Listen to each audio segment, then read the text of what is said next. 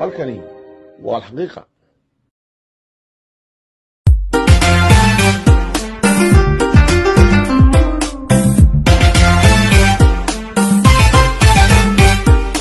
warka xiisihiisiyo xaaja ka qarsooniyo halkaa dahsoona alxaqiiqa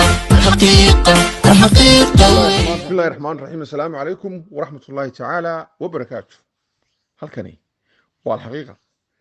barnaamijka aan maanta soo qaadanaya waxa uu noqonayaa golaha wakiilada jamhuuriyadda somalilan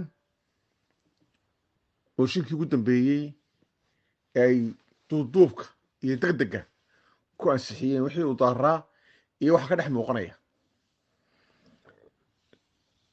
barnaamijkeennu kaasaan ku dul istaagaya. aan bilaabee guddoomiyaha golaha wakiilada iyo golaha wakiilada ee cusub waxaa iiga dhex muuqanaya oo aan in badanna ku celcelinaya qaladaad ku talagal ah, taasoo la doonayo in wixii soomaaliya ka jiray iyo isqabsigii sharci ee soomaaliya ka jiray loo soo xawilo somalilan, taasoo aanu sibir saarayo inuu ejen u yahay guddoomiyaha cusub ee golaha wakiiladu iyo xubno golaha wakiilada ku jiraaba in kale oo loo kala oo ayagu aan gaadhsiisnayn wuxoodu meel fog na uu haysto, kuwaasoo isaga dhigayo inay isku arrin yihiin ama isku mabda yihiin ama isku xisbi yihiin. waxa uu matalayaa guddoomiyuhu inuu yahay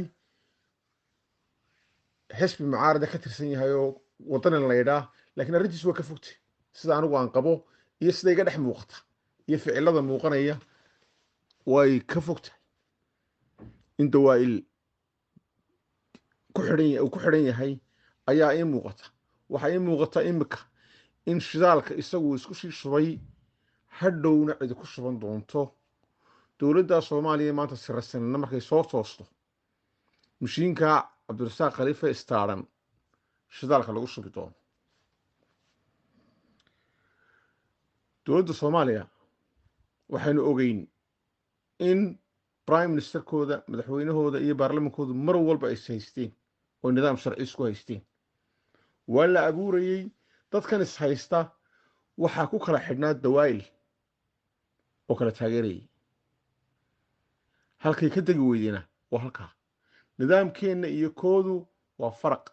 ayagu European system bay haystaan, sidii Europeanku systemka dowladaha gaboobay Yurub ay u isticmaalayeenna uma isticmaalayaan. inaguna American system baynu haysanaa. weli wax ka badan aynu kala duwanay Americanka laftooda. labadaas aynu kala haysanaa. ayaga dowladdoodu waa dowlad baarlamaan oo fulintu baarlamaanka ka timaado. inaguna dowladdeenu waxa weeyaan dowlad madaxweynaha loo codeeyo, one man one vote loogu codeeyo, oo haddii alle ku rooyo ka duwan taha systemkii halkaa yaalay ama nidaamkii halkaa yaalay ee lagu burburiyey soomaaliya, lagu baabiinayey, ee dowladdii dhaqaaqdaba lagu baabiinayey, laiska horkeenayay baa loo soo xawilaya. la doonaya in loo soo xawilo. dhowaan intii imika golahaasi jiray ee guddoomiyahaasi uu maamulayey waxaa inoo muuqatay qaladaad badan oo ay doorkoodii iyo roolkoodii dhaafayaan, kaasoo xaalad abuurayaan. waxay iska dhigayeen sidaan horeba u sheegay fulintii bay iska dhigayaan. waxay iska dhigayaan haddii alle kuu roon yahay maxkamadihii oo inay dadkii u garqaadaan bay doonayaan. haddana inay sharci dejintii noqdaan toodiina haystaan bay doonayaan. saddexdii door ee dalku lahaaba inay ayagu qaataan bay doonayaan. waanay qaateen oo imika waabay tijaabiyeen oo waabay horgashayba.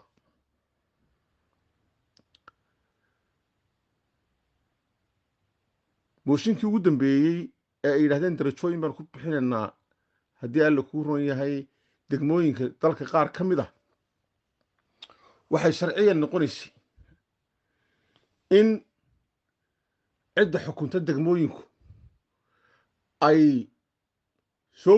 u soo gudbiso golaha wasiiradu ka doodaan dabeeta ay golaha baarlamaanka usoo gudbiyaan oo labada aqal ee baarlamanku ay ansixiyaan ama wax ka bedelaan ayay noqonaysa.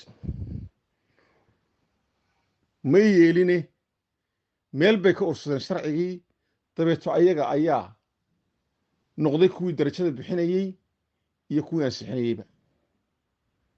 waxay la mid tahay ayaga oo maanta ciidamada qaranka intay jaranka u weydaartaan iyo wasaaradda gaashaandhigga iyo xukuumaddaba ku taxa darajooyin oo yidhaahda ciidamada ka soo jeeda gobolka laascaanood waxaanu siinay wada kornayl, kuwa ka soo jeeda gobolka haddii alle kuu roon yahay saaxille waxaanu ka wada dhignay wada gaashaan leh. taasoo kale ka dhigan tahay oo golahii wakiiladu uu roolkii fulinta qaatay iyo wasaaradda gaashaandhigga oo jaranka ciidamada intay u weydaartaan ay darajo bixiyaan ayay ka dhigan tahay waxay sameeyeen maanta. cabdirasaaq khaliif iyo xubnaha uu wataa waxa ay ku fashilmeen durba. waxa uu ku fashilmay dhexdhexaadkii golaha uu noqon lahaa ee mucaarad iyo muxaafidba uu isagu isu wadi lahaa. u kala qaybiye golihii toos buu kala qaybiyey.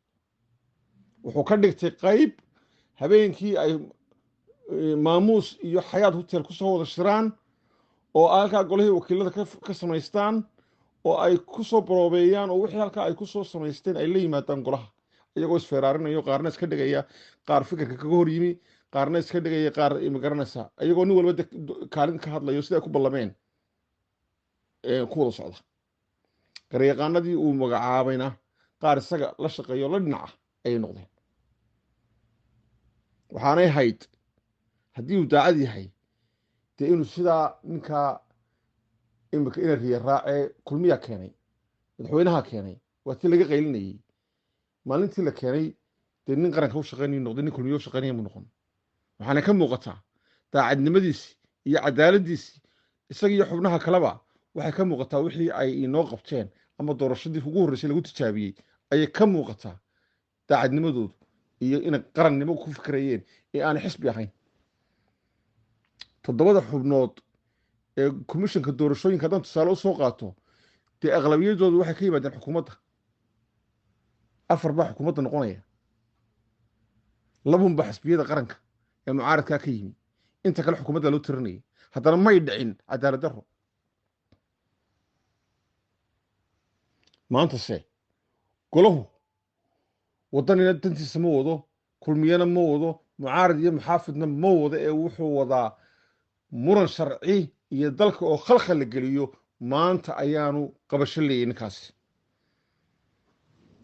doorkii maxkamadduu qaadanayaa inagoo arkayna oo indhaheenoo shana buu wasaaradda arrimaha gudaha doorkeedii qaatay. waxay noqonaysaa inaan lagu daawan. waxay dhici doonta haddii lagu daawado in berri toole shidaalka lagu shubto inagoo arkayna lagu shubo oo halkaa ejin ka noqdo aan libiqsanayn oo u shaqeynaya cadowga somalilan. waxaynu arkayn gudoomiye cabdirasaaq 2 nin oo is-ilmaadeero oo xildhibaan guruuje iyo haddii alle kuu roon yahay suldaan saleebaan oo gacani dhex martay inuu arrintooda yidhi madaxweynahan gaadhsiinaya oo halkaa la gaadhay isagoo xaalad iyo dhibaato abuuraya. national security-ga ka jira gobolka uu ka soo jeedo iyo xaaladda gobolka uu ka soo jeedaa ee ay taagan maanta ee 80 qof ee dadkiisii lagu dilayna kalamu hadal madaxweynaha ilaa maanta. 2 nin oo isdhirbaaxayna madaxweynuhu kala hadla heer buu gaadha halkaa uu kala hadlo. intaasayna tusaysaa qiimuhu leeyahay iyo caqligiisa iyo qofnimadiisa iyo daacaddiisa inaanu haynin dalka u shaqeynaya. kuwa isaga ku xidhan xalay nin baa markii lasoo sheegay in 2 nin heshiiyeen suldaankii iyo xildhibaan guruuji ishaysan kari waayo facebooka ku soo qoray inuu ka xun yahay heshiiskaa dhacay. yacni ninka xildhibaanka sheeganaya ee 2 qof oo ilmaadeero heshiiyey ka xun maxaad u malaynaysaa qarankana inuu ka yeelayo.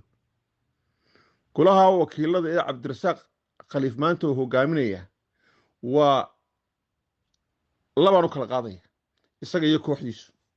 waa qayb loo kala oo garanaya un cabdirasaaq inuu xisbiga wadani yahay oo ay isku xisbi yihiin oo ayagu aan intaa dhaafsiisanayn oo intaa kula socda oo aan meel fog waxba ka arkayn waxa ka dambeeyana aan garan karin oo intaa kula socda iyo isaga oo ejan u ah cid kale oo hortiinna ay iman doonto inuu farageliyo arrimo badan oo xaalad dalka ka gelinaya oo ay gaadho inuu berri toolana ay dhahdo DB Wall iyo horumarka dalka uu ka hadlo ayaa iman doonta haddaan laga hortegin maanta maxaa inagala gudboon waxaa inagala gudboon dowladda oo fulintiya iyo golaha baarlamanka ee ugu sarreeya dalkii guurtida iyo maxkamaddaba waxaan saddexdaba ku boorinayaa in dhaqamada laynagu soo xawilayay ee Soomaaliya laga soo xawilayay ee ninkaasi maanta uu dalkii ka wado loo dhig yeesho oo aan la fudaysan caqli baa ilaahayna siiyey way socotaa horteennaa lagu wadaa haddii alla kuu roonyay ninkii la rabay inuu dowladda ku ilaaliyo sharciga ayaa isagu sharci darradii samaynaya oo fulin noqonaya oo maxkamad noqonaya oo horteenna ku wada wixii oo xaalad abuuraya oo ka gaadhay heer laba qof oo islaayo ilmaadeena inuu madaxweynaha kala hadlaya iyadoo gobolkiisii dadkiisi lagu leynayo waxaan soo jeedinayaa madaxweynuhu inaanu is dhigan guurtidu inay arrintaa u dhug yeelato maxkamadda sare iyo xeer ilaalintu inay arrintaa u dhug yeeshaan ninkaasi uu ka wado dalka wasalaamu calaykum waraxmatullaahi tacaala wabarakaatu